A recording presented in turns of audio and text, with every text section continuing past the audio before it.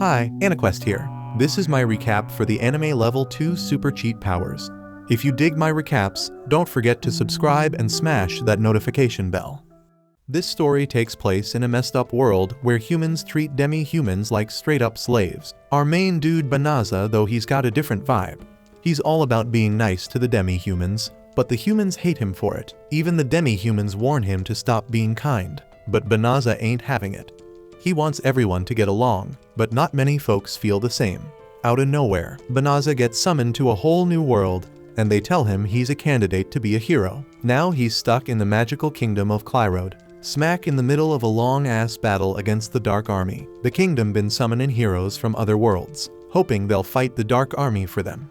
First things first, they gotta check Banaza's skills. When he got summoned to their world, he had to start all over at level 1. But in return, they give the candidates divine blessings from the gods. These blessings give them powers that no regular person can get just by training.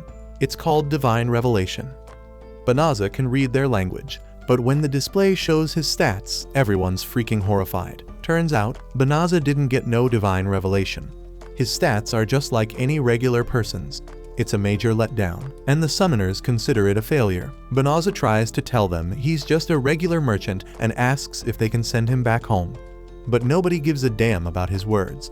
Instead, they're all in awe of another candidate who apparently got some crazy powers. This dude's stats are all level 999, and they're calling him their savior, begging him to fight for them. Banaza just wants to go home, but nobody's listening to him.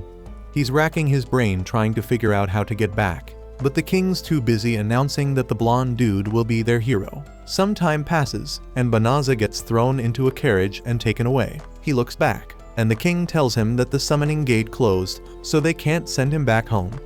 The kingdom admits it's their screw up, so they're gonna make it up to him. Instead of just getting rid of him, they're gonna let him live in the Delavza forest up north.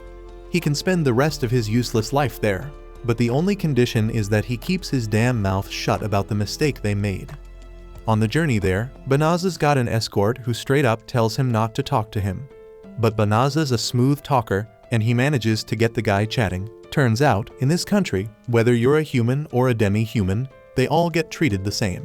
Banaza's thinking about how shit was looking real bad at the start. His stats were trash. He got stuck living in the damn forest, and there's some dark army threatening humanity.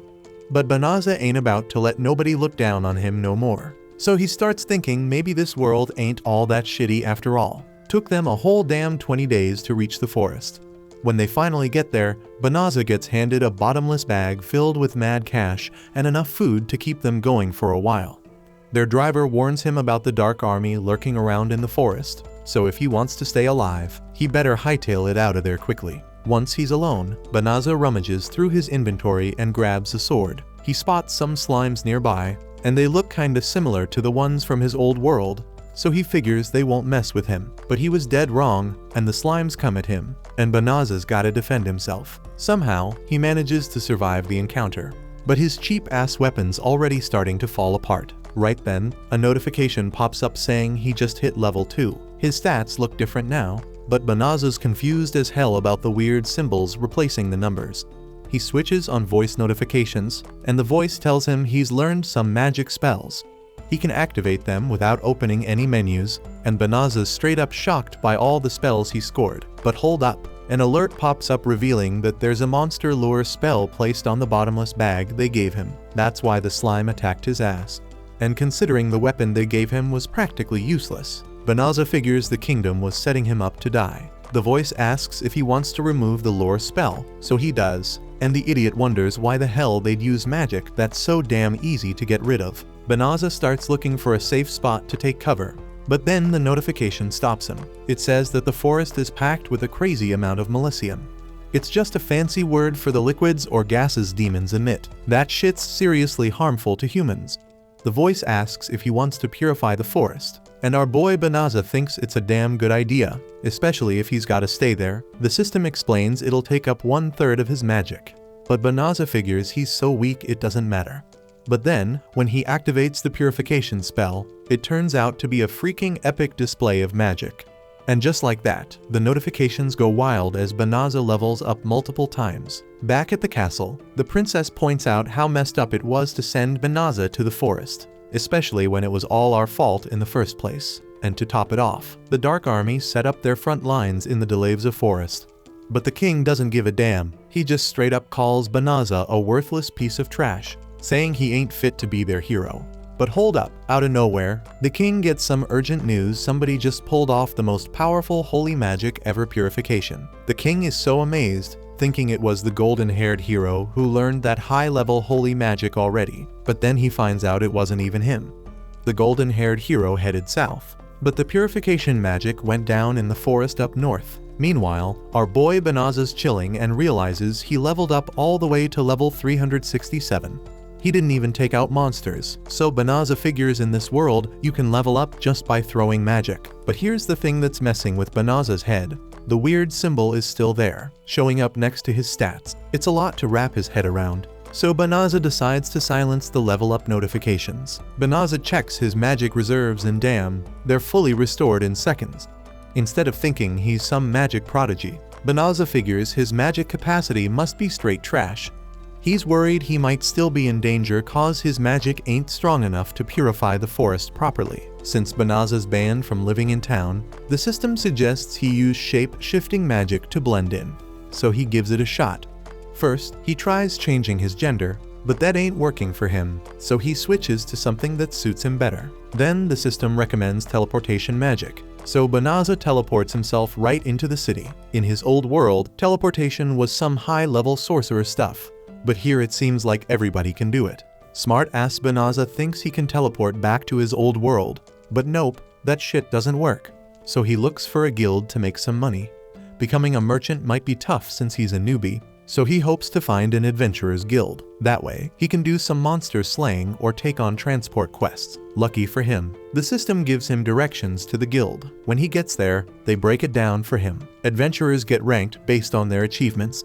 The higher the rank, the better the rewards and tougher the quests they can take. It's pretty much like guilds in his old world, so Banaza decides to sign up, but he can't use his real name, so he goes with Fleo instead. Fleo wants to make that cash fast, but his rank is too low to earn much dough. Right at that moment, Fleo catches wind of a girl who needs an escort to the Delevza forest. Problem is, she ain't got much cash to offer. And to make matters worse, word on the street is that the Dark Army got a base right smack in that very forest. Ain't nobody willing to take her, but she is desperate to help her family that lives near there. Some adventurers straight up shove her aside because they're annoyed, so Fleo offers to take her. She explains that she doesn't have much to offer, but Fleo says it's not a big deal since he has been there before, and he can just teleport them there. Everybody's jaws drop when they hear him say he can use teleportation magic. They think he's lying, and don't believe he can pull off such a rare skill. Fleo's clueless and surprised cause he figures it ain't even a beginner spell, and it didn't drain much of his mana. Then this royal knight named Balirosa comes in, demanding Fleo back off from the girl. She declares that Fleo doesn't look like a skilled enough sorcerer to use such an advanced spell, so she is suspicious of him. Her crew's just as skeptical, accusing him of having some shady plans. Fleo realizes he can't afford to raise suspicion, so he offers to take them all with them. They find a hidden spot so he can teleport them, but Balirosa warns him not to pull any funny business. Fleo teleports them in an instant, and they're all shocked. Teleportation alone is mind-blowing, but Fleo took them hella far. They start wondering if he's some badass sorcerer from the top ranks, but Fleo just tells him that he's a rookie adventurer who can use a bit of magic. They all apologize for treating him like trash before, and Fleo's just glad they ain't suspicious of him anymore. Then the young girl notices that the forest ain't covered in that thick Milicium layer anymore. Fleo prepares to tell her what he did, but his system warns that it's dangerous to inform a demon about him using purification magic. Fleo's hella confused about this demon talk, but Balirosa and her crew start pointing their weapons at the girl. The guild been suspecting her, so Balirosa demands she show them her true form. At first, the girl acts all scared, but then she straight up shocks everybody by revealing her true self. Her name's Fenris, and she's the lil sis of Fengarel from the Infernal Four. She unleashes enough Milicium to bring all the girls down, and Balirosa's mind is blown cause she didn't expect the girl to be a demon connected to the Infernal Four. Fenri's impressed by Fleo, seeing he ain't affected by the Milicium, so she decides to save him for last. Fleo manages to rescue Balirosa, But he knows he can't bounce himself while protecting the other 4 girls. But then Fleo taps into his teleportation powers and gets all the girls out of there. Even he's impressed it actually works. Fleo don't know why he ended up here, but he ain't gonna let himself get wiped out before he can do shit in this new world. He stands up and gets ready to unleash every damn spell he's got. Fenris tries to stop him, but the dude ain't having it. He busts out this spell called Meteoric Leap and launches himself into the damn sky. Even he's surprised at how smooth that move was. Then he pulls out another ability to defend himself. Fenris ain't no slouch either. She starts teleporting around to dodge Fleo's whirlwind, but Fleo ain't playing. He hits her with a gravitational spell to keep her locked in place. Fenris is straight up stunned by how powerful this dude is. Fleo's scrambling, going through all his spells, trying to find one that'll restrain her. His system suggests he use subjugation magic, which basically enslaves the target and lets Fleo control them. Fleo refuses to use magic like that, but time is running out as Fenris is about to break free. She keeps throwing spells at him, but Fleo's system keeps nullifying them. It's only a matter of time before she busts loose, so the system keeps pushing Fleo to use subjugation magic. But Fleo keeps rejecting the idea because he just got to this world and doesn't want to bring that kind of corruption from his past world. Then out of nowhere, Fenris admits she don't have the magic to break free and straight up tells Fleo to end her life. Fleo refuses to do it as he explains he ain't even into fighting in the first place. Fenris is shocked when he sets her free. She lets him know she's a warrior of the demons, always clashing with humans. But Fleo doesn't give a damn if she's human or demon. He just ain't down to eliminate someone who's already surrendered.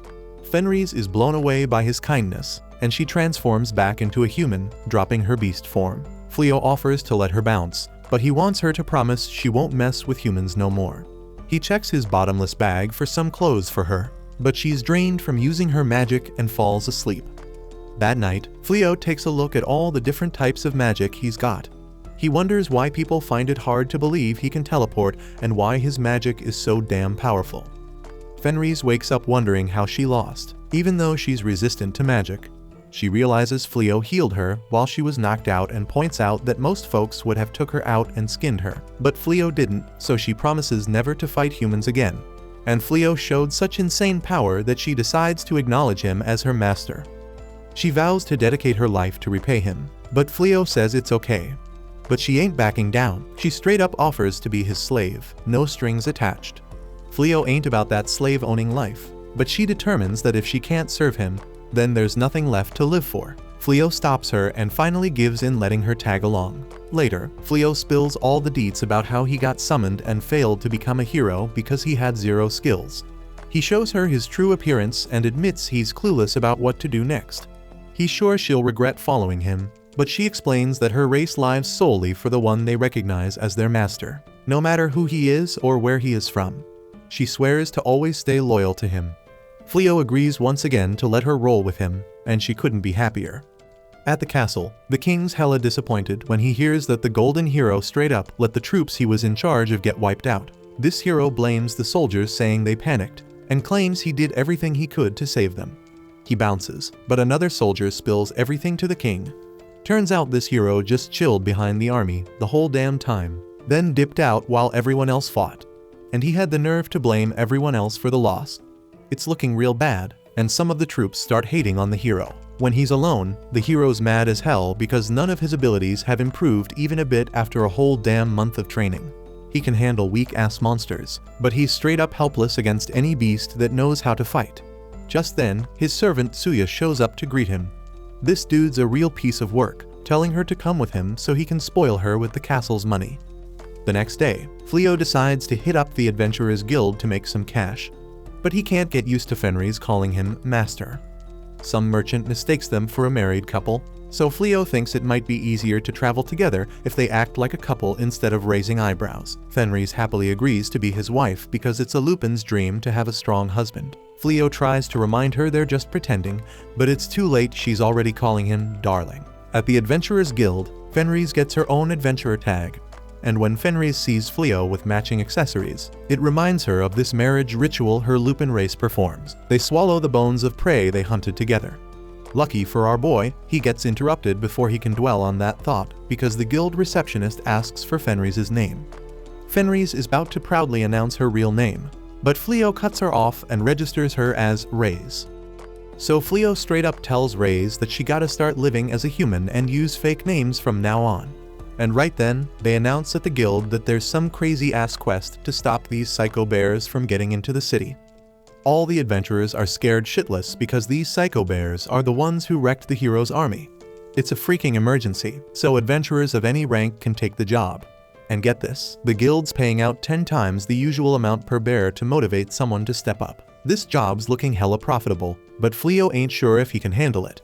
But Raze, she insists he can. Fleo reminds her that even the real hero failed to beat those bears. But then Raze comes up with a plan. She'll take down the psycho bears herself and prove how strong Fleo is because he's the one who defeated her. Fleo teleports them to the forest where the bears are chilling. And there's a vacant house there that the guild said they can use as a base.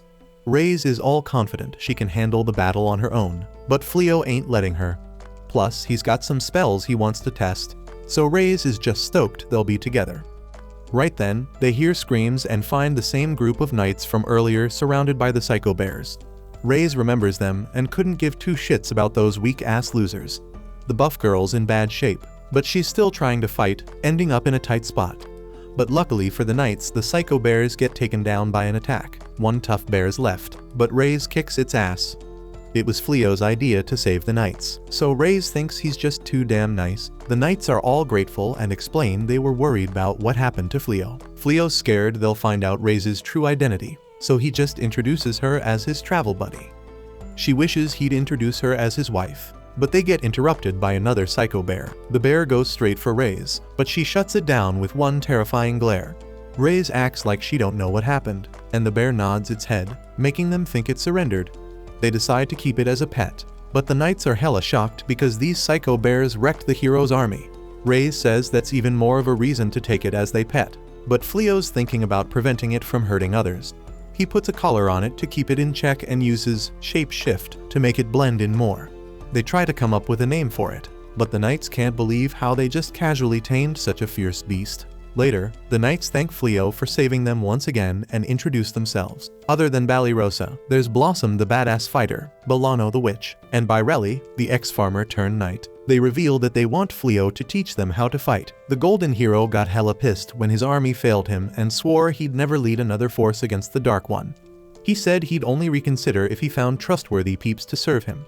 So, the golden hero's been holed up in his room until that time comes, and the king ordered the knights to dedicate themselves to combat until they can take down beasts on the same level as the psycho bears. But these four can't even defeat one psycho bear together, so they need Fleo's help. Fleo's thinking he don't even know jack about how magic works, so there's no way he can teach anyone. Meanwhile, Raze is feeling hella jealous watching these girls trying to get close to Fleo.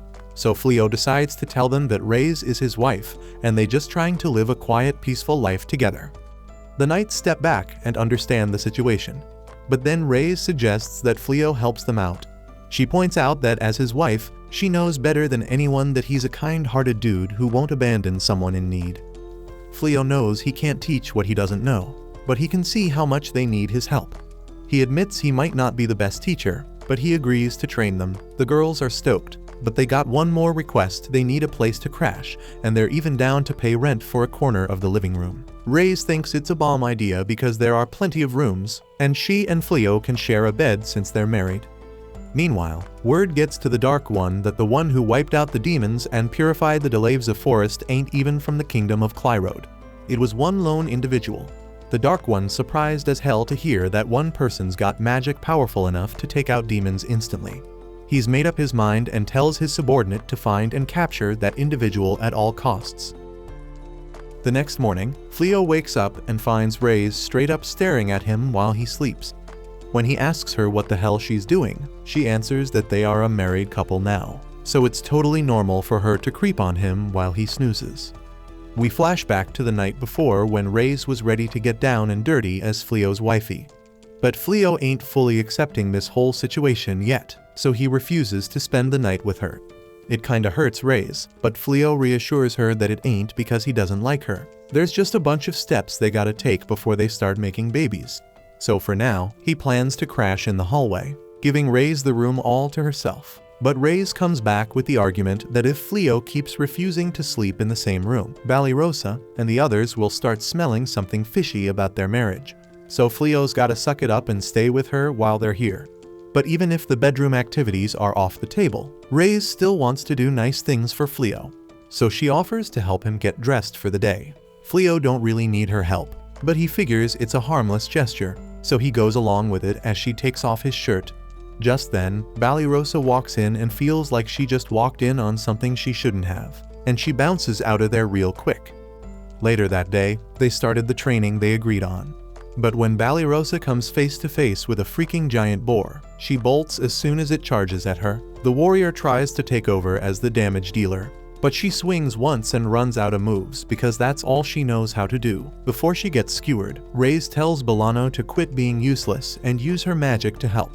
So she busts out a defensive spell that blocks the boar's attack. Then Fleo tells Byrelli to take a shot at the boar, but all the arrow manages to do is tickle the damn thing. This team is straight up trash when it comes to fighting. Fleo's got a ton of work ahead of him if he wants to train them till they're halfway decent. Since they're gonna be sticking around for a while, Fleo offers the girls a room in the house because he's the proud owner now, thanks to that psycho bear quest. He can't have them crashing on the floor forever after all. And they're hella grateful for his kindness. Just then Reyes rolls in and announces that lunch is served and they should all chow down. But here's the thing, Reyes has never set foot in a damn kitchen before, so the whole concept of cooking is like a foreign language to her. Fleo ain't trying to get food poisoning, so he suggests cooking up the meat. But he ain't letting Reyes anywhere near it because she's guaranteed to turn it into a pile of ash. Ballyrosa steps up and offers to help Fleo in the kitchen. After some time, a full-on meal is finally ready. Everyone's thinking it looks bomb, so they shower Fleo with compliments for his mad cooking skills. But Fleo knows he can't take all the credit because Ballyrosa is surprisingly good in the kitchen too. Reyes starts getting all jealous because she's supposed to be the wifey here. Ballyrosa gets a bit embarrassed by all the praise and spills that she's actually better at cooking than swinging a sword, which everyone already knew. Her noble family fell on hard times, so they couldn't afford no fancy chef. Ballyrosa had to learn to whip up her own food. Everyone digs in, and damn, the food tastes as good as it looks. But Reyes is still skeptical because she's strictly anti-vegetarian. But since Fleo made that salad, she decides to give it a shot, and it ain't that bad. Later that day, Fleo takes all the extra boars they bagged while hunting to the guild to get them evaluated. And damn, he's starting to turn heads because he makes taking down those massive beasts look like a freaking walk in the park. While they wait for the guild to assess their loot, Reyes asks Fleo if it's cool for her to head into town for a bit. He's cool with it because she says she got some business to handle. Plus, he gets approached by this guild employee named Lilith who wants to chat anyway.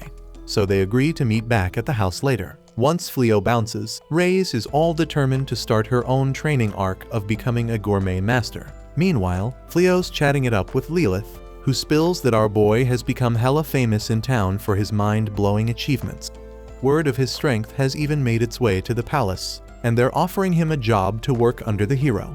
They want to make him an honorary knight and help take down the demon lord once and for all.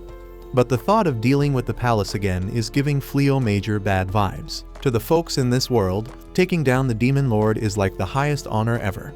But Fleo ain't from this world, so why should he give a damn? He straight up tells Lilith that he ain't interested in any hero business and has no plans to join the fight against the demon lord.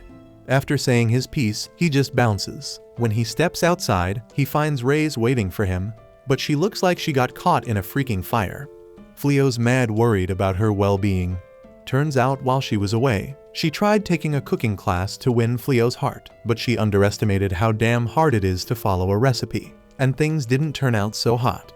But she ain't giving up. She's determined to keep trying till she can whip up a meal that ain't total shit. Meanwhile, back at the castle, Blondie is hell-bent on recruiting these badass adventurers he heard about in the guild. He wants them to do all the hero work for him. As a result, Fleo and Reyes keep getting unsolicited requests to join the hero's crew, but they shut them down every single time. It's gotten so damn annoying that Reyes is thinking about getting a little violent with the rejections so they get the message. But Fleo knows the messengers are just doing their job, so they shouldn't suffer the consequences. Plus, they gotta get back to training Ballyrosa and the others. As he heads to the backyard, he finds Blossom taking care of the garden. The damn thing's thriving under her watch because she wants to show her appreciation for all the help Fleo's given them. It's nice and all, but she's been using it as an excuse to avoid training her sword skills for way too long now. Out in the damn forest, Reyes is trying to get Byrelli to unleash some arrows on a living target like a proper archer. But Byrelli's too damn chicken to shoot any arrows at the actual chickens because she thinks they're too damn cute. So Reyes tries to convince her with a counterargument. They can chow down on some fried chicken if she hits the mark. But Byrelli still ain't buying it, so her training hits a dead end. Meanwhile, Bolano's about to pass the hell out from using up all her mana. So Fleo comes up with this genius idea to make her a ring that boosts her magic capacity. That way she won't collapse every time she uses her magic. Bolano's grateful for it, but she lets her intrusive thoughts and feelings for Fleo take over for a second. She tries slipping the ring on her ring finger, but Reyes shuts that down real quick because she ain't tolerating no competition as Fleo's wifey. Just then, Ballyrosa freaks out and calls for Fleo because she's losing to a freaking caterpillar. But Reyes shuts that down too because she ain't letting Ballyrosa steal any more attention from Fleo. After their training sesh, everyone heads inside to grub. And even though Reyes cooked the food, it actually looks edible now. Fleo asks when the hell she learned to cook so well. Reyes admits she took a boatload of cooking classes and accidentally set a bunch of buildings on fire. But it was all worth it to be able to cook for Fleo. Meanwhile, out in the woods behind the house, there's this demon girl spying on them. She's dead certain that Reyes is the same feared and powerful demon she knew, but damn, she's all fawning over a human, so something ain't adding up for her. Lucky for her, she's about to get her answers because Reyes finds out Uliminaz has been spying on her. They bring Uliminaz inside, and Fleo pours her a cup of tea. But Reyes ain't interested in entertaining their uninvited guest. She straight up asks Uliminaz what the hell she's doing here because she sure as hell didn't come to play as a confederate of the Dark One. She explains that she was sent to check out this area, but then she saw Reyes here, so she wanted to figure out what she was up to. Reyes in turn explains that she is living here with her husband now, and Uliminaz is straight up shocked to hear that Reyes already got married. But she ain't planning on messing things up for her. Uliminaz takes another sip of her tea, and she can't wrap her head around how much Reyes has changed since she's been gone. And here's the other thing that's weird to her. Fleo, he's sitting there all calm and collected, even though he's chilling with a demon confederate of the Dark One. Uliminaz can't even analyze his stats with her skill, and even the Dark One can't hide his stats from her, so Fleo must be a serious force to be reckoned with. She switches the topic and starts talking about how things have been changing around here lately. Like the Delavza forest suddenly got wiped clean of all magical beasts overnight. Hearing this, Fleo finally remembers the purification spell he used back in the day. And since all his other spells are crazy powerful, his purification must have worked its magic on the whole damn forest. Uliminaz needs a second to process what he just said, because if he really purified the forest, that means he's the one who wiped out Fengaril and his entire army. In other words, he's the reason Fenris's brother bit the dust. Uliminaz can't even believe that Fenris would choose to marry him, knowing he's the one responsible for her brother's death. Fenris tells Uliminaz to shut the hell up for a second, because she's getting real tired of all these accusations against Fleo. But when Fleo asks if she knew he killed Fengaril, Reyes confirms it. There ain't that many folks in the kingdom who can use purification magic on such a massive scale, so it was pretty damn obvious that Fleo was the culprit. But in the end, Fengaril was a proud warrior. He wouldn't want folks mourning his death or any of that crap, even if it was caused by a crazy powerhouse like Fleo. Besides, if he didn't want to die, he shouldn't have let himself get killed. Reyes fell in love with him for his strength, so no matter who he's killed, her feelings for him ain't changing one damn bit. Right then they clock that their whole convo got eavesdropped by the knights. So now they know Reyes is the same demon Fenris who nearly offed them in the beginning. So they're all freaking terrified of her, especially Byrelli. Seeing Fleo as a major threat to the Dark Army, Uliminaz steps up and asks for a match with him to see how strong Fenris's man really is. She's thinking she can take them both down at once this way. But Reyes ain't letting that shit slide because she thinks Uliminaz is trying to steal her man. Eventually, Fleo agrees to the match, and they set the rules so magic is allowed. And it goes on till someone gives up. Uliminaz is all confident, jumping in the air, casting spells from up and down to distract Fleo. But that dude dispels them like it's nothing and hits her back with his own spell, leaving Illumina's all tied up in the air. She can't move or defend herself, so she surrenders.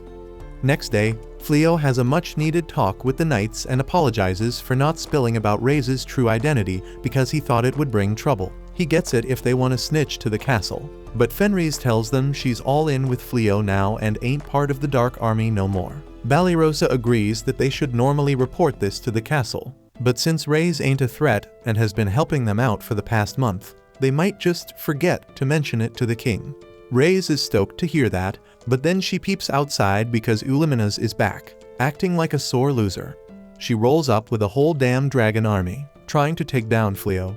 But instead of fear, Fleo's just straight up amazed because it's his first time seeing dragons in the flesh. Illumina's orders them to unleash hellfire on him, so Fleo counters by blowing them all away with his magic.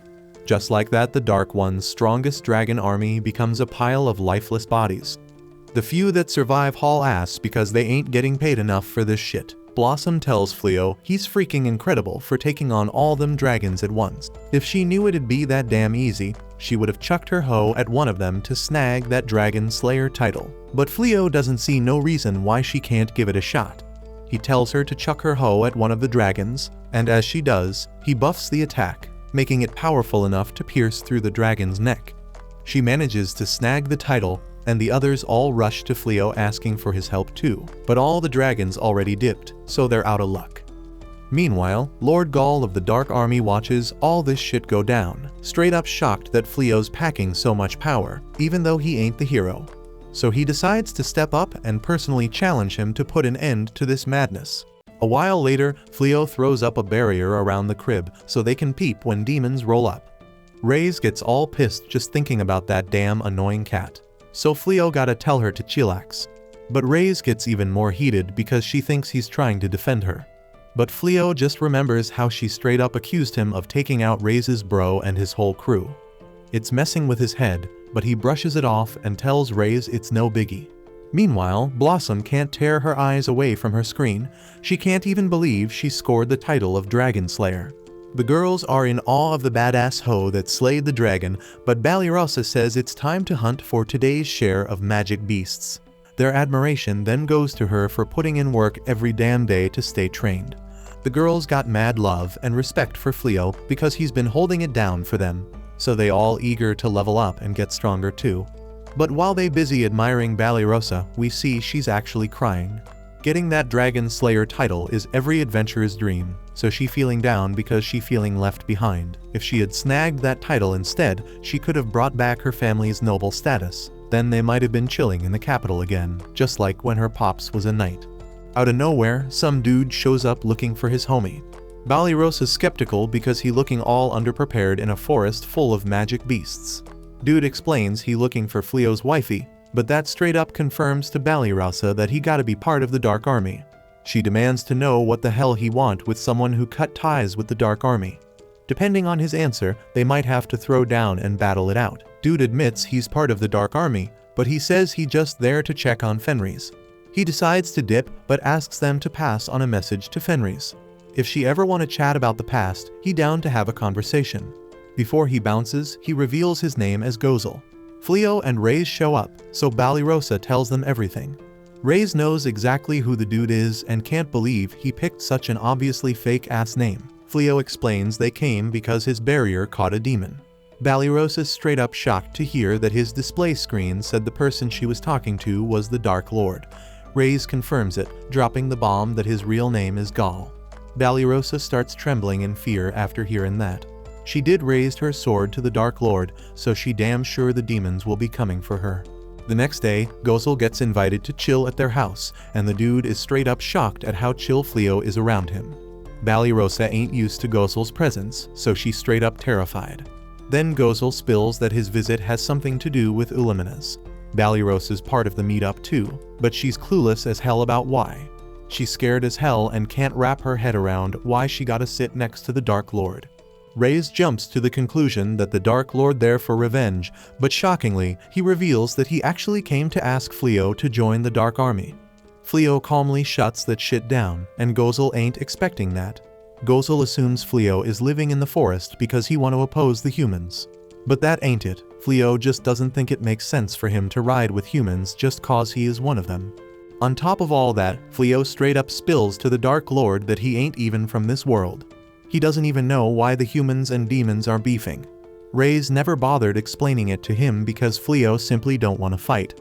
Gozel admits it's unlikely anyone knows the true reason behind the war. That shit has been going on for 500 years, starting back when the first Dark One took charge. The first Dark Lord came from some other world to take over this one. Demons, who were getting oppressed by humans at the time, accepted him. Ending a war that's been going on this long ain't gonna be easy, but the ideals passed down through 12 generations of Dark Ones have changed. Gozel, the current Dark Lord, ain't got no interest in ruling the world. But then Gozel busts out a crazy amount of power. Dude declares he's still the king of the demons, and he can't let someone who poses such a threat to the demons fall into the hands of the humans. Gozel warns Fleo that he better take that as advice and join the Dark Army. But Fleo stays calm and explains that Gozel's seriously overestimating his abilities.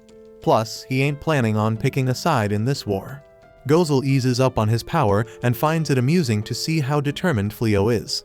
He impressed and points out that Fleo probably had the same determination when he rejected the king. Gozel gets ready to bounce, but makes it clear he ain't given up. Gozel can't wrap his head around how freaking crazy it is to come across a human who ain't even flinching at his badass self. And he ain't just talking about Fleo, he talking about Ballyrosa too. The other girls roll up checking on Ballyrosa, wondering if she is good, but she's straight up frozen from shock. When she wakes up the next morning, Ballyrosa shocked as hell to see Gozel back in the crib, munching on Reyes' breakfast. Reyes straight up tells him to leave once he done eating. Gozel keeps insisting that Ballyrosa join him, but she dips to get dressed instead. Later Ballyrosa tries to sneak away, but Gozel tracks her down. Dude wanna talk, but she bounces off to training. Day after day, Gozel keeps showing up at the crib, and Ballyrosa keeps coming up with excuses to dip out. But Gozel ain't taking the hint, he just admire how hard she working. At the castle, the king gets word about some mysterious demon visiting Fleo all the time. King gets all pissed because Fleo has been ignoring his summons, and now seems like he's riding with the Dark Army. King plans to send soldiers to snatch up Fleo, but the princess tells him to hold up. She thinks if they wrong about Fleo, their actions might push him straight into the arms of the Dark Army. She reckons they should listen to what Fleo gotta say and find a middle ground. King shuts her down, and the Golden Hero shows up to back him up. He says they gotta send soldiers to force Fleo to obey their orders. At the demon's castle, Olymenes warns Gozel that going to Fleo's crib so much by himself can be dangerous. But Gozel tells her he trusts Fleo way more than the human king. If there's a chance to get someone as powerful as Fleo on their side, then he swears he gonna do everything he can to convince him. Olymenes mentions the soldiers waiting for his orders, but Gozel ain't made up his mind yet about when they gonna make their move. When he bounces, Olymenes all concerned because some demons talking shit about the Dark One visiting Fleo so much. She wonder if Gozel really going there just for Fleo. Back at the crib, Fleo explains he been thinking about selling gear made from dragon scales. Dude already got a prototype going, but it gonna take more work before it ready to sell. Fleo dead set on making this business successful so they can support themselves. Reyes is wondering if Fleo making the right move by turning down the king's offer. She thinks he could be stacking mad cash and unleashing his abilities to the max. She even wonders if he ain't down to throw down with the demons because of her, but Fleo sets the record straight. He ain't as nice as she thinks he is. The real reason holding him back is that once he discovered his insane power, he ain't feeling the need to fight unless it's absolutely necessary. Reyes point out that's what being kind is all about, and it's one of the things she respects about him. Right then Fleo gets the word that someone has arrived. It's the golden-haired hero, and Fleo gotta tell Reyes not to kick his white ass. This dude lays out two options for Fleo: either become his underling, or be labeled as a snitch for the Dark Army, meaning the hero gonna take him out right then and there. The hero feeling all satisfied with his little speech, claiming it's one of the top 3 climactic moments of his whole life. He assuming Fleo's so stunned by his vibes that he can't even speak. He don't blame him, because the hero dead certain that he is gonna become a legend in this world. All they gotta do is take down the Dark Lord, with Fleo as his subordinate. Fleo apologized for the hero bringing a whole crew to his crib, but he straight up explains he ain't choosing sides in this war no matter what.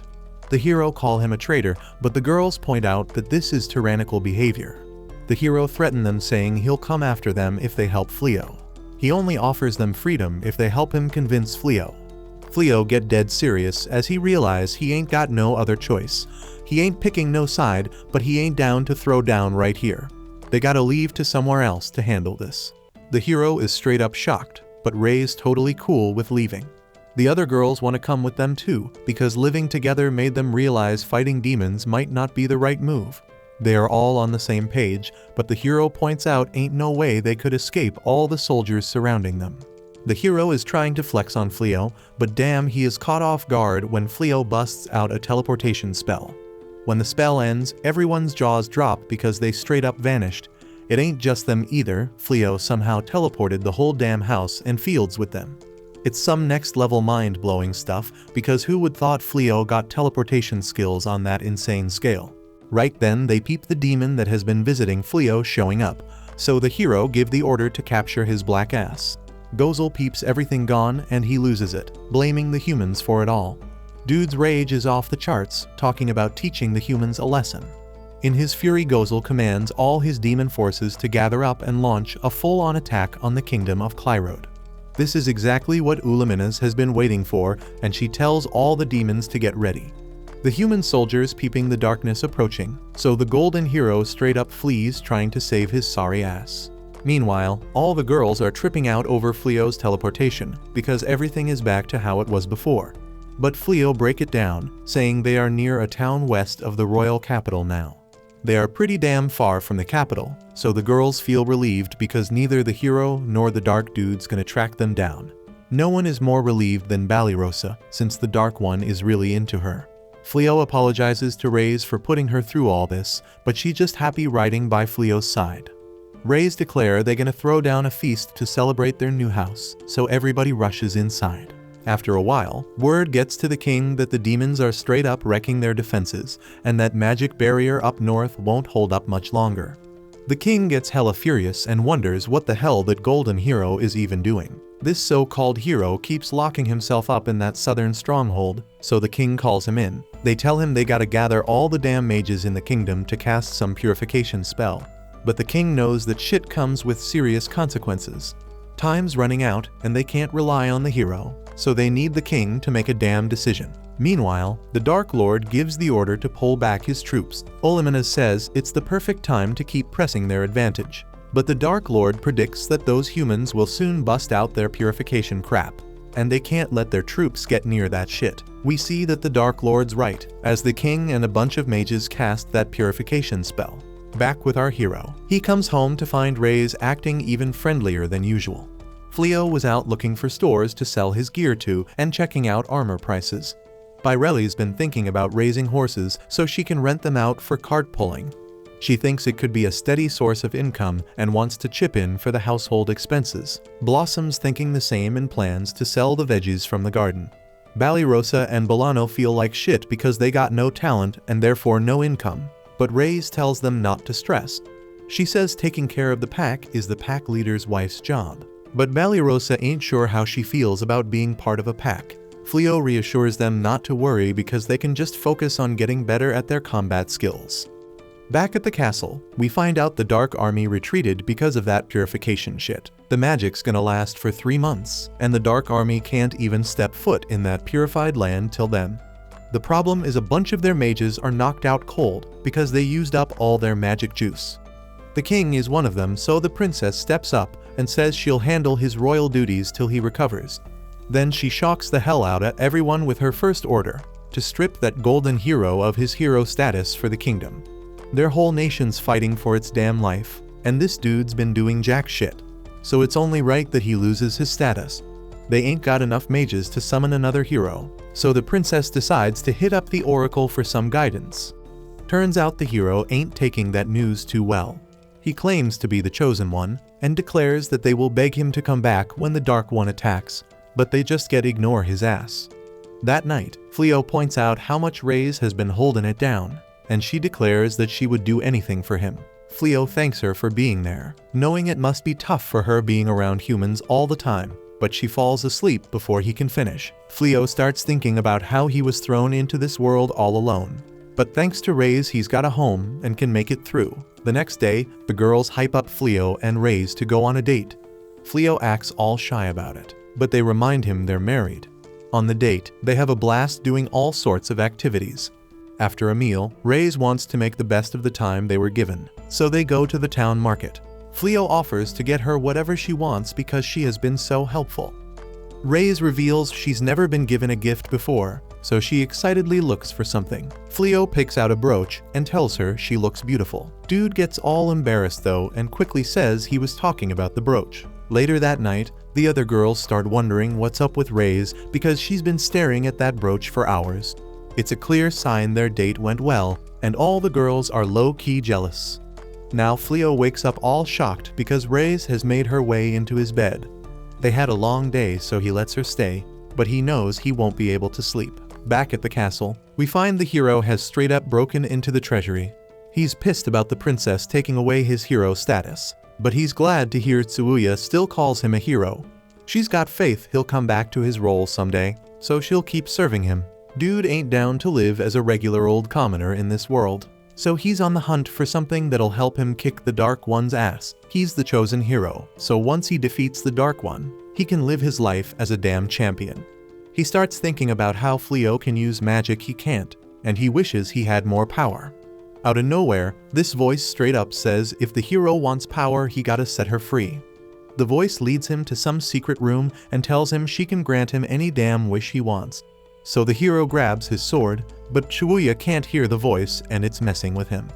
The voice starts provoking him to draw the sword, asking if he's scared, but hell no, he's insulted by that question. So he goes ahead and draws the sword, unleashing this crazy burst of power.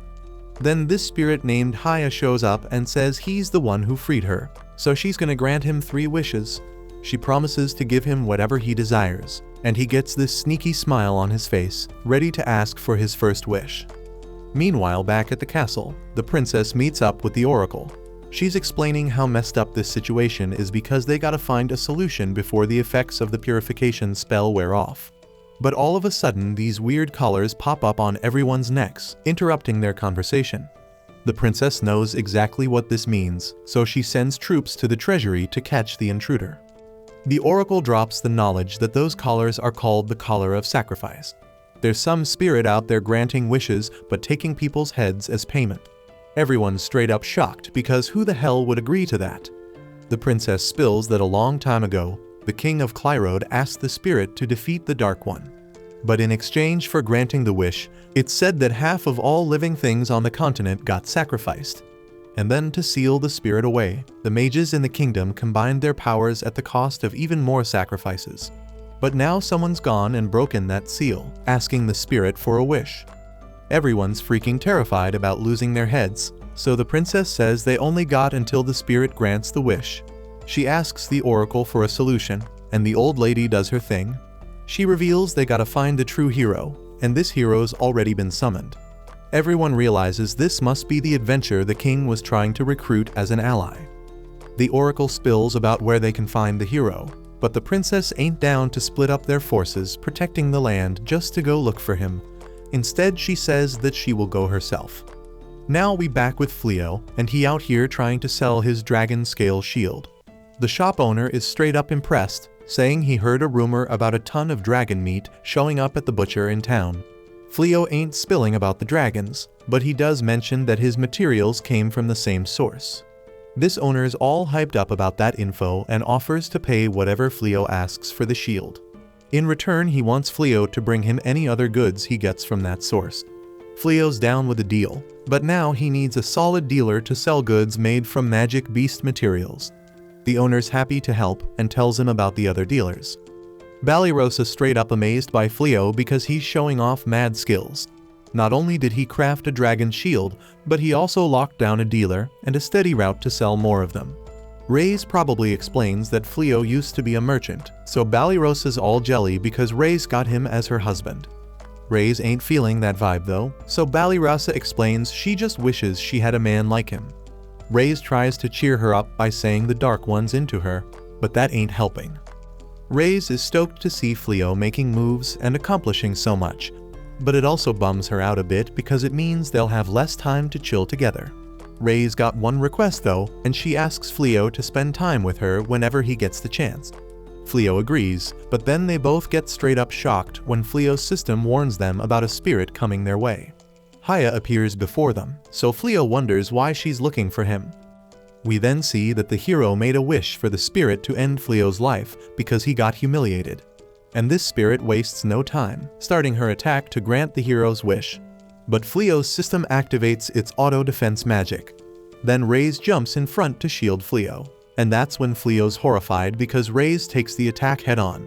Reyes begs Fleo to run and her brooch gets shattered. Haya's all disappointed because she missed, so she keeps going at them. But Fleo's auto-defense magic keeps them protected, and he can only plead for Reyes to be alright. Haya's impressed that he can block all her basic offensive spells, so she gets ready to bust out something more powerful. But Reyes is in rough shape, so Fleo tries to use healing magic. He's straight up horrified when the spell gets cancelled because Reyes' injury is way too severe for the spell to handle. And there ain't no other spells that can substitute for heal. So Fleo gets hella upset when he sees that lifeless look on Reyes' face. Haya decides to hit them with a spell called Origin of Light to deal some serious damage. But she's once again impressed when they come out unharmed. And just when things seem intense, Fleo's system announces that he's got the Origin of Light and Darkness magic. Ballyrosa's all shocked when she hears how freaking furious Fleo is when he tells Haya that she's gonna pay. Fleo has never been so angry, as he swears that he will get revenge. Thanks for watching. Subscribe to not miss the next part.